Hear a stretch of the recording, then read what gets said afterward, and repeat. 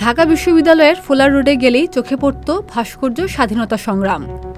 সেখানে স্থান পেয়েছে সারি সারি আবক্ষ মূর্তি। পরিসরের দিক দিয়ে বাংলাদেশের সবচেয়ে বড় ভাস্কর্য হিসেবে পরিচিত এই স্বাধীনতা সংগ্রাম ধারণ করেছে বাঙালির স্বাধীনতা সংগ্রামের ইতিহাস। এর সঙ্গে দেশ বিদেশের শতাধিক ব্যক্তির ভাস্কর্য প্রতিনিধিত্ব করত বিশ্বের মুক্তিকামীদের। জুলাই আগস্ট গণঅভ্যুত্থান ঘিরে সহিংসতার মধ্যে ভাস্কর্য চত্বরের ব্যাপক ক্ষতি করা হয়েছে। বিভিন্ন আন্দোলন সংগ্রামে নিহত 18 ব্যক্তির যেসব ভাস্কর্য এখানে রয়েছে সেগুলো ভেঙে ফেলা হয়েছে। রবীন্দ্রনাথ ঠাকুর, কাজী নজরুল ইসলাম, লালন ফকির, জগদীশচন্দ্র বসু কারো মুখাবয়ব দেখে এখন আর চেনার উপায় নেই। মূল ভাস্কর্যে বঙ্গবন্ধুর তর্জনী এখন ভাঙা। ছোট ছোট ভাস্কর্য ভেঙে পাটাতন থেকে ফেলে দেওয়া হয়েছে।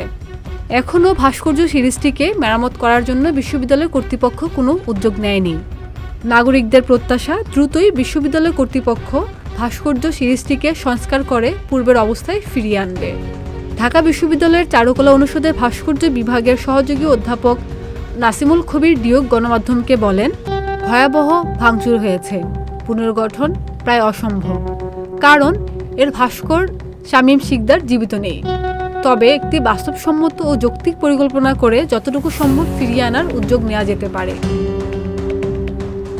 সংবাদ, ফিচার ও অনুষ্ঠানের জন্য ভিজিট করুন সংবাদ প্রকাশের ওয়েবসাইট এবং যুক্ত থাকুন ফেসবুক পেজ ও ইউটিউব চ্যানেলের সঙ্গে।